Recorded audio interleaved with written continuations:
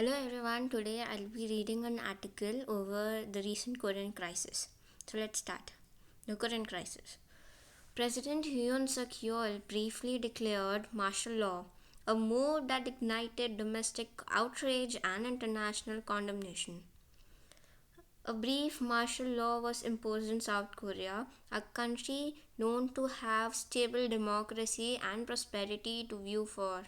The South Korean President Yoon Suk Yeol took this extreme step to preserve his position and falling popularity. He faces the toughest challenge of his presidency after a controversial decision to impose martial law backfired spectacularly, plunging the nation into a deep political crisis. The outfall has sparked widespread protests, called for his resignation, and even moved towards impeachment. Yoon declared martial law, citing national security concerns and the need to eliminate anti state elements. However, many viewed the measures as desperate attempt to consolidate power amid mounting political and personal scandals. The backlash was immediate and severe, many with lawmakers rushing to overturn the decree and protesters gathering in masses in the streets of Seoul. Within hours, Jung revoked the order, but the reversal failed to quell public anger. The damage was done. Jung's presidency, which began with a narrow 2022 election victory, has been riddled with controversy.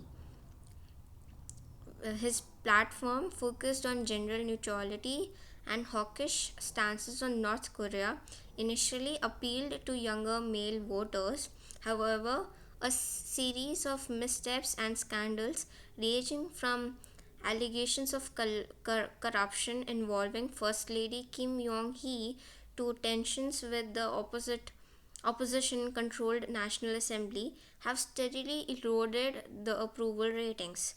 The Democratic Party's landslide win in April's parliamentary election further isolated Young's politically. With an emboldened opposition, efforts to impeach um, key government official linked to Young's administration gained momentum, leaving the president with limited room to maneuver. The martial law declaration was the last ditch effort by the president grappling with dwindling support and mounting resistance within his own party. Indeed, the move was a miscalculation, a desperate attempt which backfired miserably with significant political outfall.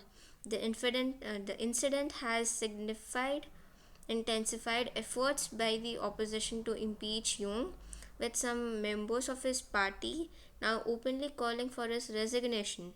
Protesters have taken to streets in unprecedented numbers, with unions threatening nationwide strikes unless Yoon steps down.